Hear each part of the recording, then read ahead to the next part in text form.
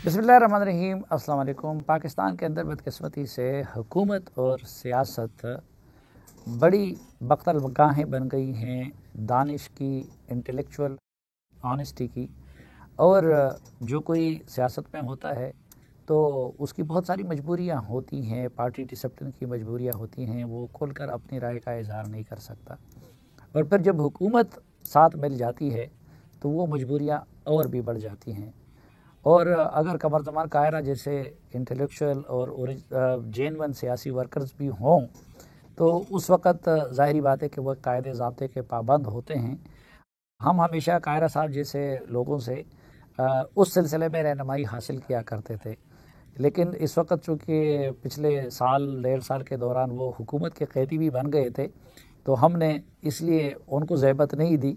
और अब एक कैद से तो वो आज़ाद हो गए हैं, दूसरे कैद में अभी भी जकड़े हुए हैं, लेकिन हम उनके साथ आज गुफ्तगू करेंगे। और इस वक्त जो पाकिस्तान के असल जो क्राइसिस है वो उन जैसे लोगों से शायद बेहतर कोई नहीं समझता, तो उस पर उनसे बात करेंगे और उसका हल भी उनसे जानने की कोशिश करेंगे। तो आज के जरगे में हमारे मेहमान हैं जनाब कमर ज़मान कायरा साहब। बहुत शुक्रिया जी। बहुत शुक्रिया। और पहले तो एक आज़ादी मुबारक हो।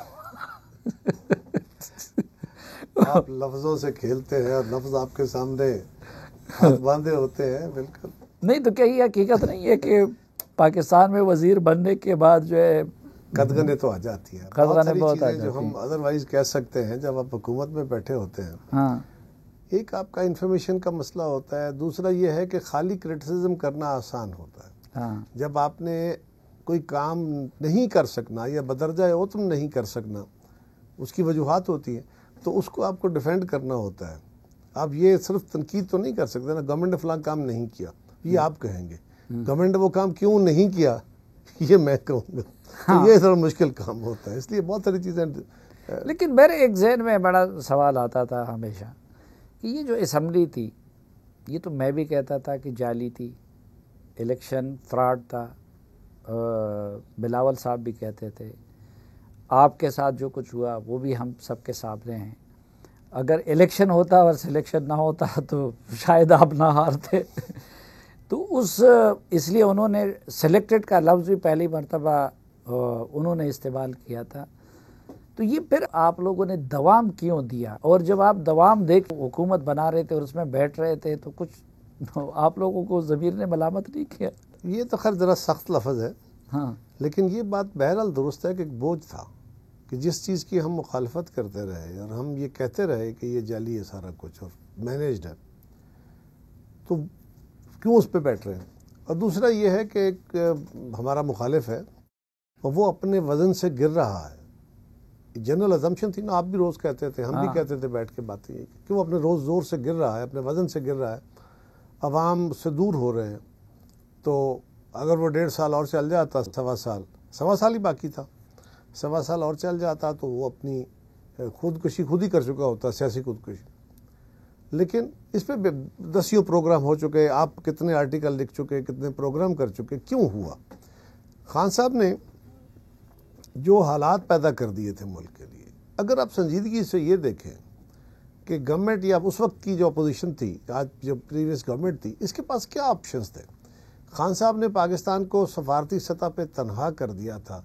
पाकिस्तान के रवायती हमायती दोस्त मुल्क जो थे, रवायती, वो भी आपसे नाराज़ थे। यानी चीन नाराज़ हो, सऊदी अरब नाराज़ हो, दुबई नाराज़ हो, टर्की नाराज़ हो, ये वो ममालिक है जो हर दौर में आपका साथ देते रहते हैं।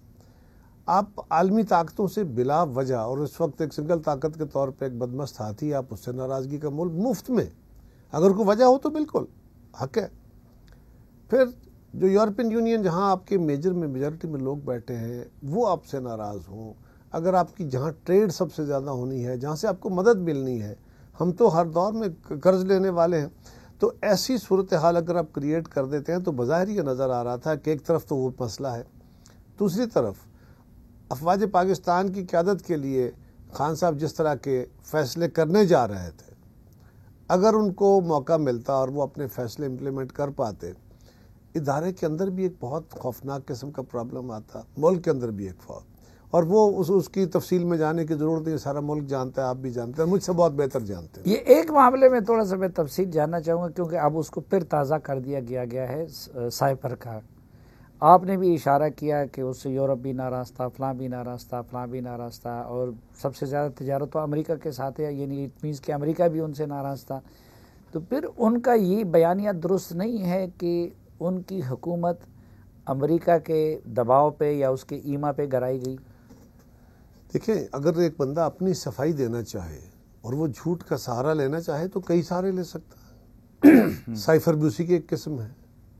लेकिन दूसरी तरफ हमने तो, जो आपका पहला सवाल था, मैं तो उसके जवाब में आपको जो सूरत हाल थी जिसमें हमने ये टेक ओवर किया, ये गवर्नमेंट हमने उनकी ख़त्म करके अपनी गवर्नमेंट बनाई, तो उसमें बुनियादी तौर पे यही इशू था ना कि रोज़ मुबाहिसा था कि पाकिस्तान डिफ़ॉल्ट कर जाएगा, और फिर हम बैठ के शोज़ में ना सही, शो में सिर्फ डिफ़ॉल्ट की बातें करते थे, शो से हट के यानी जो चीज़ें पब्लिक ना हों उनके बारे में तो हम बहुत सारी करते थे ना, कि डिफ़ॉल्ट के माने क्या होंगी, क्या क्या उसके असरात हो सकते हैं, जो बहुत ही खौफनाक थे।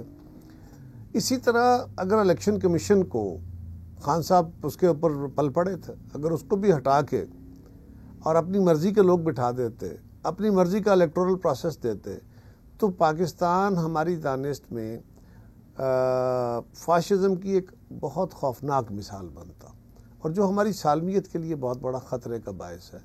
कल भी थी, आज भी है। हमें इससे निकलने की ज़रूरत है।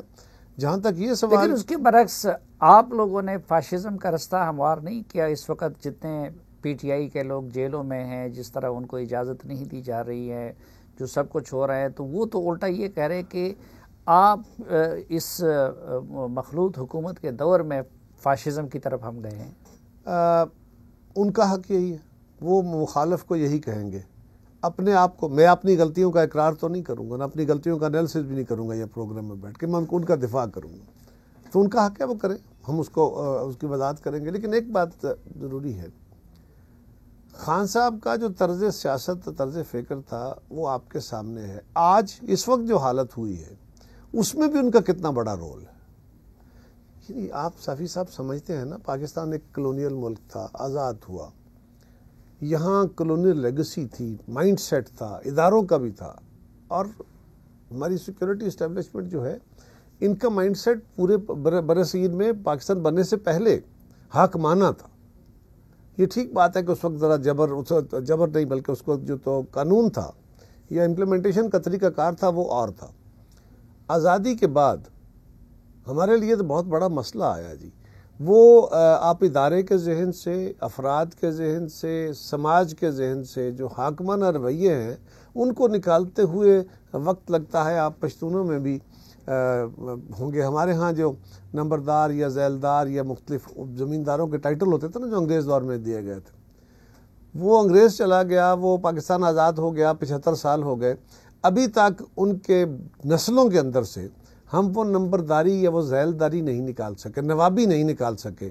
चे जाए कि आप पूरी ताकत का एंजॉय कर रहे हों, तो उस इदारे को भी बड़ी मेहनत की ज़रूरत थी, उस माइंड सेट से जान छुड़ाने की, उससे बाहर निकलने की, और सियासतदानों को और पूरे समाज को भी बड़ी मेहनत की ज़रूरत थी। अनफॉर्चुनेटली ऐसा नहीं हुआ। तो आपने लड़के, इनकलाब ला के, बहुत बड़े फ़ैसले करके सिर्फ ये नहीं करना कि आप आइन बना दिया इसके तहत सेटल हो जाओ, बल्कि आपने अपनी स्पेस जो है, पॉलिटिकल स्पेस जो है, वो अपने इन चेंज करके, थोड़ा थोड़ा करके, तदरीजी मराहिल से तय करके लेनी है। अनफॉर्चुनेटली ये होता रहा। हमारे मुल्क में डायरेक्ट मार्शल लॉ लगते रहे, जूं जूं स्पेस बनी फिर विड्रा हो गई। खान साहब के दौर से पहले अगर आप गौर करें तो हम ये तो नहीं कहते, वो है ना कि हम सोहल तलब कौन से फरहाद थे, लेकिन अब शहर में तेरे कोई हमसा भी कहाँ है।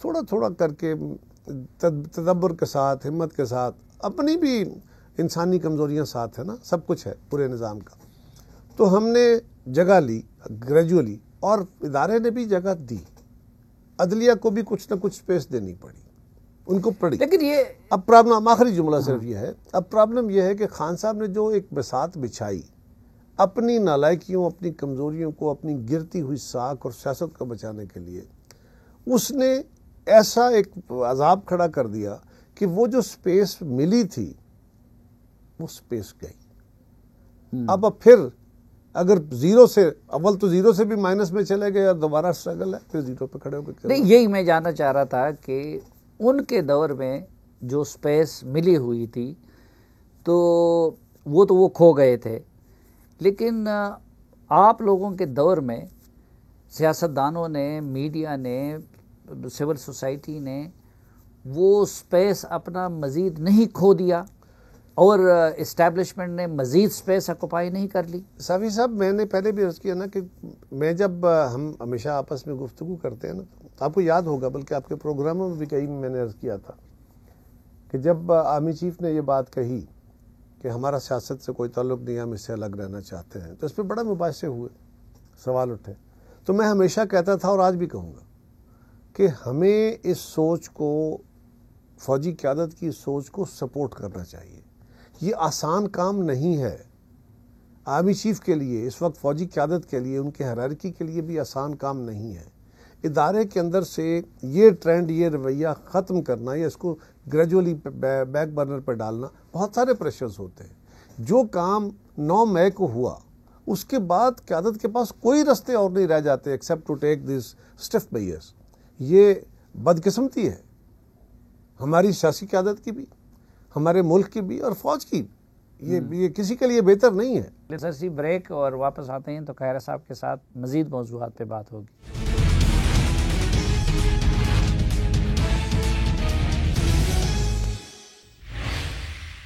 एक बार फिर खुशामदीद आपको जिरगे में। हमारे साथ मौजूद हैं पाकिस्तान पीपल्स पार्टी के रहनुमा और साबिक वफाकी वज़ीर जनाब कमरुज़्ज़मान कायरा साहब। कायरा साहब, आपकी पार्टी और आप ये मुनासिब समझते हैं कि इलेक्शन टाइम पे होने की बजाय, आईनी मुद्दत में 3 महीनों की बजाय वो आगे 6 महीनों पे चले जाए? बिल्कुल हम मुनासिब नहीं समझते।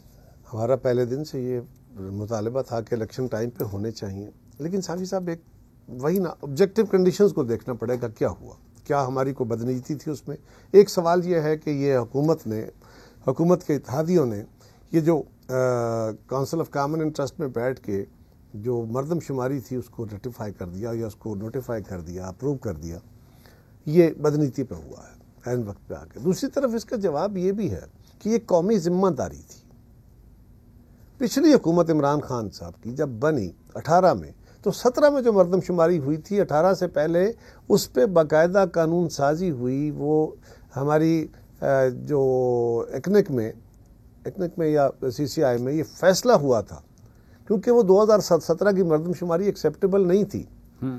उसको टेम्परेरीली एक्सेप्ट किया गया कि आगे बढ़ने का रास्ता नहीं है, और ये तय किया गया कि 10 साल की बजाय मिड टर्म में आके हम नई मरदमशुमारी कराएंगे और अगला इंतखाब उसके तहत होगा। ये फैसला भी खान साहब के दौर में हो गया, ये उस पर प्रोसेस भी उनके दौर में शुरू हो गया।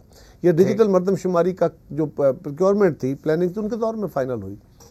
अब वो शुरू हुआ, आप भी सवाल कर रहे थे, हम भी सवाल कर रहे थे। इब्तदाई जायजे जो आ रहे थे वो कितने खौफनाक थे, और हमें डर लग रहा था ऑनेस्टली कि अगर ये मुतनाज़ा हो गई मरदमशुमारी, पिछली मरदमशुमारी ऑलरेडी मुतनाज़ा है, इसके ऊपर हमारे बहुत सारे सवाल हो जाते हैं। बहुत सारी पॉलिटिकल पार्टियां या बहुत सारे जो प्रेशर ग्रुप्स होते हैं वो अपनी खेले खेलते हैं, लिहाजा ये एक बड़ा तनाज़ा खड़ा हो जाएगा।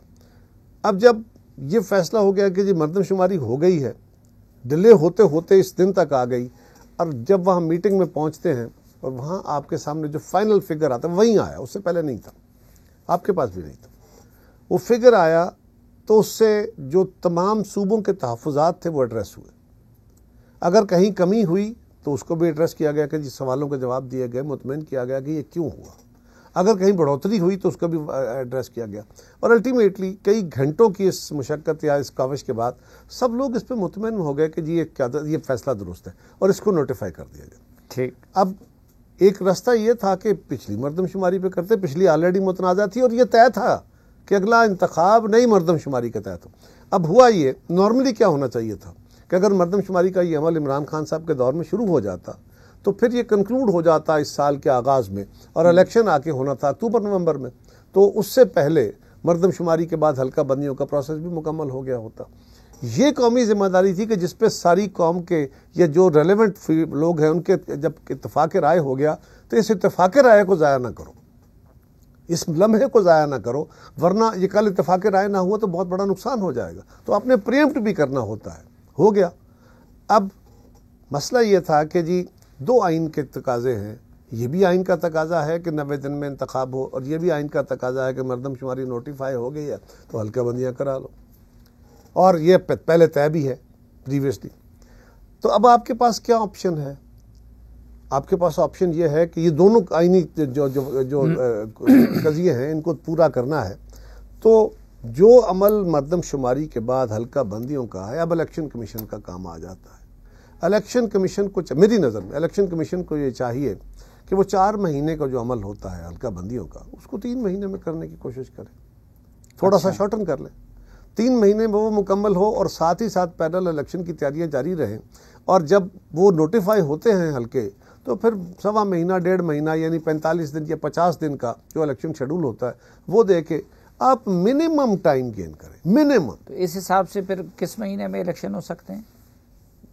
देखें ना, अगर आप फ़र्ज़ करें आज से ये अमल शुरू होता है तो अगस्त, सितंबर, अक्टूबर, नवंबर में हल्का बंदियाँ नवंबर में मैक्सिमम हो सकती है, की जा सकती है। मुझे नहीं पता इलेक्शन कमीशन की कोई कदगन हो, उनके यहाँ टाइम है, बाकायदा वो शेड्यूल है कि इतने दिन पहले तजवीज़ आएगी, फिर उसकी अपीलें होंगी, फिर फलां होगा, तो उनको थोड़ा थोड़ा स्क्वीज़ करके नेशनल ज़रूरत के तहत।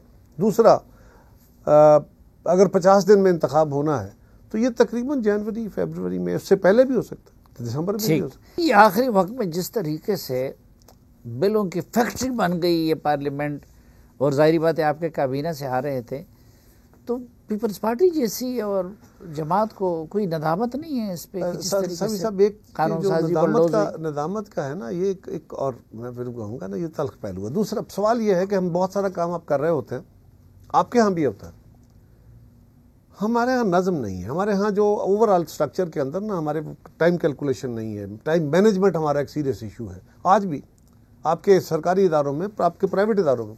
और जो तरक्की याफ्ता अक़वाम है वहाँ टाइम मैनेजमेंट बहुत कमाल का है उनका, जहाँ और उनको बहुत सारी चीज़ें आ गई हैं, उन्होंने ये भी कम सीख लिया हुआ है।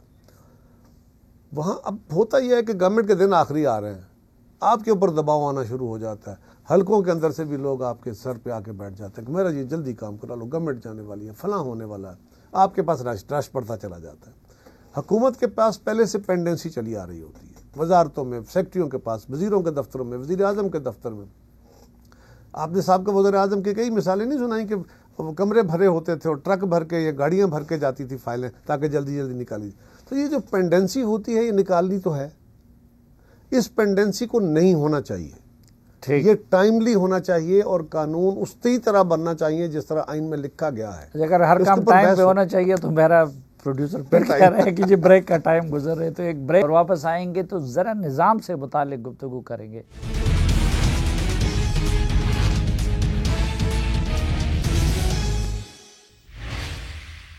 एक बार फिर खुशामदीद आपको जिरके में। हमारे साथ हैं जनाब मोहतरम कमरज़मान कायरा साहब। कायरा साहब, थोड़ा सा निज़ाम पे तो बात करेंगे, लेकिन कुछ आपकी पार्टी का मूड क्या है?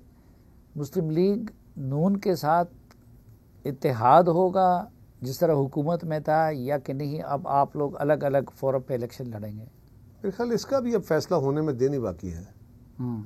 अब इलेक्शन प्रोसेस शुरू हो जाएगा तो उसका फैसला भी हो जाएगा, अभी तक इसका कोई फाइनल फैसला नहीं हुआ। अच्छा। और ये जब कोई फैसला, उससे पहले इस पर क्याफा बांधना, अंदाजे लगाना मुनासिब नहीं। अच्छा, इस पर क्याफा नहीं बांधते, लेकिन ये देखें इलेक्शंस भी होते हैं, हुकूमतें भी आती हैं, आप लोगों ने भी की, नून लीग ने भी की, पीटीआई ने भी की, हाइब्रिड निज़ाम का भी हमने तजुर्बा कर लिया, लेकिन इस मुल्क का इक्तिसादी और समाजी बहरान हल नहीं हो रहा है। वजह क्या है? हमारे निज़ाम में कोई ख़राबी है या हमारे अफराद में ख़राबी है? सफ़ी साहब, हम ये बड़ा ये पर्टिकुलर सवाल है। आज के मुकाबले में मैं समझता हूँ सारे मीडिया को अब इस चीज़ को, फ्यूचर वे फॉरवर्ड को आगे डिबेट करना चाहिए। सफ़ी साहब, होता यह है कि हमारा तसव्वुर ये था कि जो डेमोक्रेटिक कंटिन्यूएशन है ना, ये इसी से जमहूरियत मजबूत और मुस्तहकम होगी। आपका भी यही ख्याल था, हमारा भी यही ख्याल था। 4 असम्बलियों ने अपनी मुद्दत पूरी की, 2002 वाली असम्बली भी पूरी मुद्दत करके गई, तो उसके बाद भी 3 असम्बलियों ने मुद्दत, हुकूमतें बदलती रहीं, असम्बलियाँ चलती रहीं, सो कंटिन्यूएशन तो रही। आज अगर हम 2002 में खड़े होकर देखें तो 2023 हमें 2002 से बेहतर नज़र आना चाहिए। हालात बेहतर होने चाहिए, फैसला साजी बेहतर होनी चाहिए। क्या ऐसा है? नहीं, हम जवाल की तरफ ये और इससे और पीछे चले जाएं तो हम समाजी इन्हतात को देखते हैं, हम मुआशी इन्हतात को देखते हैं, कल्चरली टोटल बर्बादी की तरफ जा रहे हैं। एडमिनिस्ट्रेटिवली हम सिर्फ मटेरियली ग्रो कर रहे हैं। दौलत बहुत बनी है, दुनिया सारी में बनी, हमारे हम भी बेशुमार दौलत पैदा हुई है। उस दौलत के शाखसाने हमें नजर आते हैं, मखसूस अफराद के यहाँ। हाँ, दौलत, और हाँ, दौलत की कॉन्सेंट्रेशन भी बहुत हुई, बहुत दौलत पैदा हुई, बहुत कॉन्सेंट्रेट हुई, बहुत गुर्बत भी बढ़ी है। लेकिन साफी साहब है कि हमें सोचना होगा ना, पाकिस्तान बड़ा ही कम्प्लेक्स मुल्क है। इस वक्त जितने हालात हमारे ख़राब हैं, यानी पाकिस्तान में कोई हुकूमत अगर दुरुस्त फैसला करना चाहे, पहली बात तो यह है कि हुकूमत करना चाहती है कि नहीं, दूसरी बात यह है कि हुकूमत को करना दिया जाता है कि नहीं। बहुत सारे प्रेशर ग्रुप्स हुकूमतों के अंदर बैठे होते हैं, पार्लियामान के अंदर बैठे होते हैं, आपके अंदर बैठे होते हैं, बाकी हमारे इदारों के अंदर बैठे, जुडिशरी भी उनके अंदर वहाँ भी लोगों की लाइकिंग डिसलाइकिंग होती है, इंटरेस्ट होते हैं। मेरा ना सही, मेरे किसी भाई का कोई रिश्तेदार होगा, किसी कोई बेटी का समधी होगा, कोई फलान होगा, कहीं मैं किसी का स्पेसिफिक नहीं कह रहा, लेकिन ये बुनतर इस निज़ाम की इस तरह हो गई है कि हर एक दूसरे को सहारा दे रहा है। और हमें सीरियसली सोचने की ज़रूरत है कि ये मुल्क हमारे हाथों से निकल रहा है। सारे बैठ के हम बातें रोज़ यही नहीं करते, लेकिन हमें सबको आज भी इस मामले में सीरियसली बैठ के सोचने की ज़रूरत है कि अगर हम करेक्शन की तरफ नहीं गए, सिर्फ यही हुआ कि अगली दफ़ा मैं सीट कैसे निकालूंगा, अगली दफ़ा मेरी जमात कोalition में हुकूमत बनाएगी या इंडिपेंडेंटली हुकूमत बनाएगी, भाई हुकूमत बना लेगी तो क्या होगा? अगर खुदा न खास्ता मुल्क और ख़राब हो गया, बर्बाद हो गया, तो क्या हमारी हुकूमत का क्या फ़ायदा? और जहाँ तक हम बैठे हैं, हमारी क़यादतें बैठी हैं, मेरे लेवल के लोग भी जहाँ बैठे हैं, हमें जो शनाख्तें मिल गई, साफ़ी साहब हम हुकूमत में हों ना हों, आप मीडिया में अब हो ना हो, आपको अल्लाह ताला ने एक शक्ल, एक इज्जत, आपका एक वकार दे दिया माशरे में। अल्लाह करे आपके इन चैनल्स को, आपका मीडिया बहुत बड़े है और आप इसमें बहुत बड़ा नाम पैदा करें। लेकिन अगर आप असूल की खातिर से हट भी जाते हैं, लेकिन ये मीडिया दुरुस्त होता है, तो क्या फ़र्क पड़ेगा? आप आज एक चैनल में नहीं, कल किसी और जगह बैठ के बेहतर प्रोग्राम करेंगे। और अगर ये सारा निज़ाम ही बंद हो गया तो फिर सलीम साफ़ी क्या करेगा, कमर ज़मान क्या करेगा? मैं समझता हूँ कि पाकिस्तान के अंदर इस खित्ते में जब ये स्ट्रगल शुरू हुई, अंग्रेज़ों से आज़ादी की और सारी, उससे यहाँ डांडे मिलाने पड़ेंगे। पाकिस्तान में 4 बड़े लम्हे आए पाकिस्तान की स्ट्रगल में। 1940 में ये फैसला हुआ कि अंग्रेज़ से आज़ादी के बाद अपनी अलग मुल्क बनाने हैं। वो आपने यूनिट्स बनाने की बात की थी, सूबाई खुद मुख्तारी की। 1940 में वो एक कंक्रीट शक्ल में सामने आ गया कि जी कैसे बनाने। ठीक। 73 में आपका तजर्बा वो जो था वो टूटा। किसकी गलती, क्या हुआ, छोड़े उसको। 71 में 71 में तो 71 में आपने 73 में एक नया फिर एक एग्रीमेंट किया, फिर कौम का कंसेंसस हुआ। उस वक्त भी पुल्ड अपार्ट थे मुल्क के लोग। यानी पाकिस्तान, वेस्ट पाकिस्तान जो आज का पाकिस्तान है, इसकी जो कौमी क़यादत थी, ईस्ट पाकिस्तान वाले तो चले गए, यहाँ की कौमी क़यादत के अंदर कोई इत्तेफाक राय था? कितना सख्त इख्तलाफ था। इसके बावजूद 73 में सब ने उस एग्रीमेंट पर साइन किए जिसको आईन पाकिस्तान कहते हैं। तो ये एक बहुत बड़ा लम्हा था। फिर 2010 में भी एक लम्हा आया जब हमने COD किया, जब हमने अपनी हुकूमत COD पे अमल किया, हमारी हुकूमत आई। उससे पहले COD हुआ, उसके अंदर भी फिर एक कंसेंसस बना। आपको याद है ना कि 18वीं तरमीम हो रही थी तो सारे टो ले रहे होते थे, किसी को ये पता नहीं था कि तरमीम के 9 महीने 29 लोग उस पर बहसें करते रहे, चीज़ नहीं बाहर निकली, लेकिन उस पर सब ने इत्तेफाक किया। और आज मैं आपको, ये मेरा नुक्ता नज़र है, मेरे ख्याल के मुताबिक आज पाकिस्तान में जो भी स्ट्रक्चरल या एडमिनिस्ट्रेटिव या पॉलिटिकल ये जो आज आज़ादियाँ, ये जो सिस्टम चल रहा है, ये उस 18वीं तरमीम की देन है। ये अगर COD के तहत वो काम ना होते तो हम और ख़राब हालत में होते। ठीक। आज फिर 2023 में सारी जमातों को खड़े होकर ये सोचने की ज़रूरत है, सारी जमातें, किसी एक को एग्जम्प्ट करके नहीं, 2 को एग्जम्प्ट करके नहीं, सारी सियासी क़यादत इकट्ठी बैठे, इदारों को भी कंसल्टेशन में लें और पाकिस्तान के लिए एक नया चार्टर लिखें। ये सिर्फ डेमोक्रेसी इस तरह का नहीं, हमें समाजी मुआहदे की, एक नए समाजी मुआहदे की ज़रूरत है। लोगों को हमें होप देनी होगी। आप जैसे पढ़े लिखे साफियों को हमें गाइड करना होगा, आपको पब्लिक ओपिनियन बनाना होगा। लेकिन खैर साहब, ये जो आपने फरमाया ना कि अब अगर 73 में कॉन्स्टिट्यूशन पे ये इत्तेफाक राय हुआ तो कुछ लोगों ने इनिशिएटिव लिया, हाँ, और कुछ लोगों ने बड़े ज़र्ब का मुजाहरा किया और उनके साथ सियासी इख्तिलाफ के बावजूद बैठ गए। यस, बिल्कुल, बड़े लोग थे, वो बड़े लोग थे। इसी तरह अगर 18th अमेंडमेंट हुआ तो उस पर भी ये हुआ। आजकल जो पोलराइज्ड माहौल है, एक तो ये है कि दाई कौन हो और मदुईन कौन हो। सर कोई एक्सेप्शन नहीं होनी चाहिए, पहली बात तो ये है। और ये मुश्किल काम है, ये किसी एक को लेना पड़ेगा अपने जिम्मे। मेरी क़यादत को लेना चाहिए, मेरी जमात को लेना चाहिए, और हमने तो हर दौर में सर फड़वाए हैं, ये कोई पहली दफ़ा तो नहीं होगा। हमने MRD हो, ARD हो, या अभी भी चीज़ों को इकट्ठा करने के लिए तो पीपल्स पार्टी कोशिश तो हमेशा करती रहती है, लेकिन पीपल्स पार्टी करे या कोई और जमात करे, पीपल्स पार्टी ही क्यों ना करे, इनिशिएटिव बिल्कुल लेना चाहिए। लेकिन पहले अपने फ़र्ज़ करें, हमारे इत्तेहादी जमातें हैं तो उनके साथ एक मशावरती अमल होना चाहिए। तो ये काम लीड तो इसमें पॉलिटिकल पार्टीज़ ने लेनी है, ठीक, और इसमें आपको भी शामिल करना है, इसमें इस्टेब्लिशमेंट को भी शामिल करना है, इसमें आपने अदलिया को भी शामिल करना है। जब तक हम अपने रूल, लेकिन आज तो सबसे बड़ा अजाब यह है कि जो हमारे आज रूल्स ऑफ बिजनेस हैं, हमारे सियासतदानों के, पार्लिमान के, एग्जीक्यूटिव के, जुडिशरी के, एस्टेब्लिशमेंट के, मीडिया के, हम उन TORs पे भी अमल नहीं कर रहे। लेकिन कह रहे सब कुछ लोग इस बहस को बहुत मनफी अंदाज में रहते हैं। वो कहते हैं यार तुम लोग किस चार्टर की बात कर रहे हो, तुम लोग किस नए मुआहदे इमरानी की बात कर रहे हो, ये 73 का कॉन्स्टिट्यूशन ऑलरेडी है।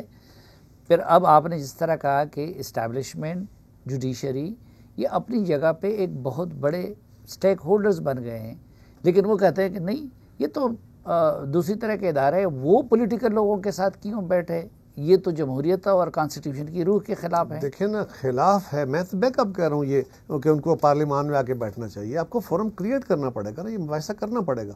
सवाल ये है कि 1973 का आइन है, आज उसी आइन की बदौलत हम जिंदा हैं, लेकिन ये बात भी साफ़ी साहब कुछ छुपी हुई तो नहीं है ना। कम से कम मैं तो ये समझता हूँ कि उस आइन को चलाने में, उसके तहत मुल्क चलाने में हम कामयाब नहीं हो पा रहे हैं। हमारी सही है, कोशिश है, सबकी है, आप भी कहते हैं, हम भी कहते हैं, बाकी लोग भी कहते हैं, लेकिन हम उससे बियॉन्ड जाके खेल रहे हैं।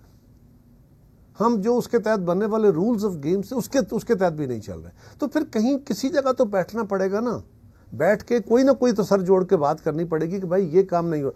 मसलन मिसाल के तौर पर अगर पार्लियामान अपने इख्तियारात से तजावुज़ कर रही है तो पार्लियामान को कोई कहेगा ना। अदलिया अगर फ़र्ज़ करें गलत फैसले कर रही है या अपने फैसलों में अपनी हद से बहुत बाहर चली जाती है, तो अदलिया को मानना पड़ेगा ना कि अपने आप को वापस उस जो उनका इख्तियार था। इसी तरह अगर इस्टेब्लिशमेंट वो कर रही है तो उसको भी अपने दायरे में वापस जाना होगा। इस मुल्क के अंदर नया टैक्स लगाना पड़ जाए। आपके मुल्क का सबसे बड़ा मसला क्या है? पैसा नहीं है। हर वक्त हम भिखारियों की तरह पैसे मांग रहे थे हर हुकूमत, और उसका नतीजा क्या निकल रहा है कि दुनिया में हमारी कोई हैसियत नहीं रह गई। हम स्ट्रेटेजिक लोकेशन की वजह से अपनी इज्जत आबरू चली रहती है या हमारे लोग सपोर्ट करते रहते हैं, वरना हाल क्या है। तो हमें देखना यह है कि आमदन गवर्नमेंट की बढ़ानी है। भाई आमदन बढ़ा के एक बहस शुरू हो जाती है कि आमदन बढ़ा के हम क्यों करें जी, ये तो खाई जाती है। कितने % खाया जाता है यार, लेकिन चलो वो एक अलग बहस है। इस वक्त सवाल यह है कि आमदन बढ़ानी कैसे है? टैक्स लगा के। आप कोई मिसाल के, तो मैं कोई ये नहीं कह रहा फलां लगा, मिसाल के तौर पे आप इस सिस्टम के अंदर रहते हुए आप जरी टैक्स लगाना चाहें लगा सकते हैं, आप सिगरेट पे टैक्स लगाना चाहें लगा सकते हैं, आप सीमेंट पे टैक्स लगाना चाहें, आप शुगर पे टैक्स लगाना चाहें, टेक्सटाइल पे लगाना चाहें, इंपोर्ट्स पे लगाना चाहें। हमारे बॉर्डरों से अरबों डॉलरों की स्मगलिंग होती है, हम उसको रोकना चाहें रोक सकते हैं। तो जो रियासत इतनी पुरुष होकर चल रही है, इतनी कमज़ोर होकर चल रही है, वो रियासत कैसे आगे बढ़ पाएगी? लेकिन कुछ लोग कहते हैं कि भाई सिर्फ बैठ के आगे के लिए मुआहदा इमरानी बनाने से काम नहीं चलेगा, बल्कि ट्रुथ एंड रिकन्सिलिएशन कमीशन बनना चाहिए कि पहले मुजरिम अपने जुर्म का इकरार करें कि जिसने मुल्क को यहाँ तक पहुँचाया है, उसके बाद आगे बढ़ा जाए। सफ़ी साहब, हमारे यहाँ ये बात दुरुस्त है, ऐसा तारीख में हुआ है, हमारी हिस्ट्री में हुआ है, लेकिन एक बात गौर करनी चाहिए, यहाँ अपार्थाइड मूवमेंट और चीज़ थी। हमें आज उस तरह का कोई निज़ाम तो करना चाहिए, उसका रेप्लिका नहीं हो सकता। क्यों हम इस मामले में उलझे हुए हैं? हम सारे मान रहे हैं ना, कोई तबका ऐसा है जो कहता है हमसे गलती नहीं हुई। सियासतदान कहते हैं गलती हुई, जुडिशरी मानती है गलती हुई, फौज मानती है गलती हुई, आप कहते हैं गलती हुई। गलतियां तो सारे मान रहे हैं, अपनी भी दूसरों की भी। अब इस गलतियों का बजाय इसके कि मैं कहूं कि नहीं सलीम साफ़ी साहब आप पब्लिक के सामने आके मुझे लिख के दे और ओथ पे कहें कि मैंने गलत किया। अगर सलीम साफ़ी इकरार कर रहा है कि मुझसे गलतियां हुई हैं, तो फिर आगे बढ़ने के लिए आप रिकन्सिलिएशन की तरफ जाएं, लेकिन उसके बैठ के रूल्स तय कर लें। कि अब अगर तुम इससे बियॉन्ड जाओगे, जो भी जाएगा, तो he will face the music. सारा ये सब इस पे इत्तेफाक करें, और जो कोई एक उससे बाहर निकलना चाहे उसको फिर पकड़ के वापस लाना पड़ेगा। मेरा जाती ख्याल है कि एक दूसरे की नाक रगड़ के, कई लोगों का ख्याल ये है ना कि इनकलाब की तरह आ जाए। आप इनकलाब नहीं ला सकते, you don't qualify for revolution. हमारे डुगडुगियां बजाने वाले को आ जाएगा कोई इस्लामी इनकलाब, कोई सोशलिस्ट इनकलाब, को फलाना इनकलाब। इनकलाब एक लंबी स्ट्रगल है, फिक्री तहरीकें हैं, बड़ा लंबा है, इतना कम्प्लेक्स मुआशरा है यार हमारा। साफ़ी साहब, आप तो सबसे ज़्यादा लिखने वाले, आप खुद उसका शिकार हैं। यानी मज़हब की बुनियाद पे जो हमारे यहाँ तकसीम है, फ़िरक़ों की बुनियाद पर हमारे यहाँ जो तकसीम है, क्या कुछ है। हम डरी हुई हुकूमतें हैं, कोई तालिबान से डर रहा है, कोई मुल्ले से डर रहा है, कोई सियासतदानों से, हमारे ग्रुप से डर रहा है, कोई दूसरे ग्रुप से डर रहा है, कोई वकीलों से डर रहा है। इस रियासत का क्या हाल है। यानी कोई ग्रुप टैक्स लगता है या कोई होता है, आप एक जैसा लेके चढ़ दौड़ते हैं, और आगे पुलिस खड़ी है, और हम ऐलान करते हैं कि हमने पुलिस भेजी है और हमने उनको गैर मुसल्ला भेजा है। इसलिए कि पुलिस ने अगर लॉ एंड ऑर्डर मेंटेन करने में कोई सख्ती बरती, जो उनका इख्तियार है। अमेरिका की पुलिस, नॉर्वे की पुलिस, इंग्लैंड की पुलिस, जब राइट्स पुलिस जाती है राइट्स को कंट्रोल करने के लिए या इस तरह की किसी सूरत में, तो वो पूरी तरह क्यों फोके जाती है। उनके पास डंडे भी होते हैं, लाठियां भी होती हैं, वाटर कैनन भी होती हैं, आंसू गैस भी होती है, रबड़ बुलेट भी होती है, और लाइव एमुनेशन भी होता है। और ये वहाँ बैठा हुआ अफसर फैसला करता है कि उसको किस वक्त, उस वक्त कौन सा हथियार चाहिए।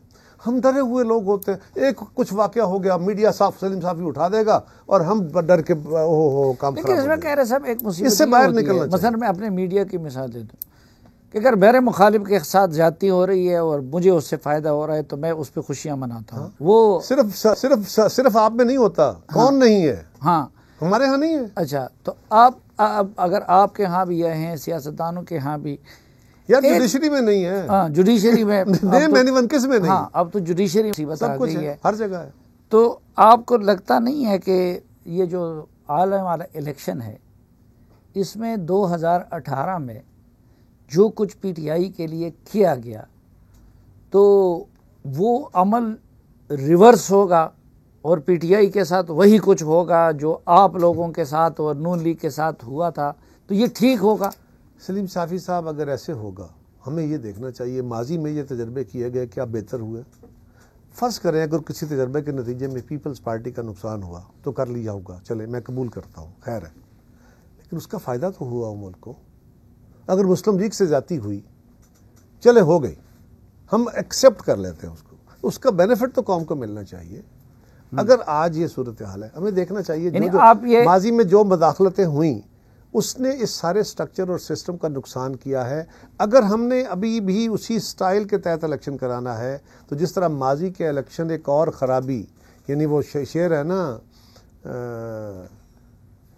एक मुनीर न्याजी का कि एक और दरिया का सामना था मुनीर मुझको, मैं एक दरिया के पार उतरा तो मैं, तो एक और बड़ा दरिया होगा। और हर दफ़ा क्या होता है, पहले एक स्ट्रीम थी, फिर उससे बड़ा, फिर उससे बड़ा, और एक अब समुद्र के सामने खड़े हो। एक थ्योरी ये है कि ये देखें, पिछले इलेक्शन में पीपल्स पार्टी और नून लीग के साथ ज्यादती हुई है, तो और उनको ला के पीटीआई को जबर और डंडे की ज़ोर पे उनको लोगों में शामिल करवाया गया, ठप्पे लगवाए गए, पोलिंग एजेंटों को निकाला गया।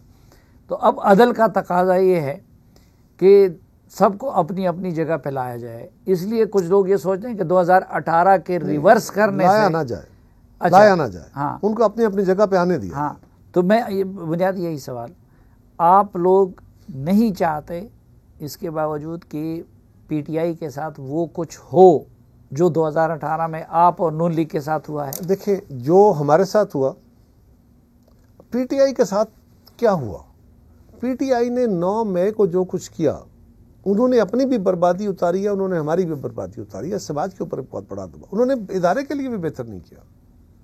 अगर हमें ये शिकवा है कि एस्टेब्लिशमेंट ये कर रही है, तो उनकी क्या खुशी से कर रही है, उनके लिए ये आसान फैसला है, वो क्या करे, क्या ऑप्शन है, क्या ये सब कुछ होने के बाद वो कबूल कर ले, इदारे का मोराल चल पाएगा, खड़े रह सकेंगे, उनकी क़यादत ये संभाल पाएगी सारा कुछ, ये भी देखना पड़ेगा। इमरान खान ने जो कुछ किया ये हठधर्मी ना होती, साफ़ी साहब, हमने तो फिर भी रास्ता पैदा कर दिया था यार, गालियां खा के भी। बिलावल साहब ने ये हिम्मत की थी, सबके पास गए थे, आप जानते हैं कि हमारे साथी जो थे इत्तेहादी जमातों में, वो इमरान खान से डायलॉग करने को तैयार नहीं थी। ये पीपल्स पार्टी ने एक हिम्मत करके उस वक्त भी कोशिश की थी, उस वक्त भी बाकी लोग इसके साथ नहीं थे। अदालत ना आती तो शायद हम बेहतर फैसला कर लेते।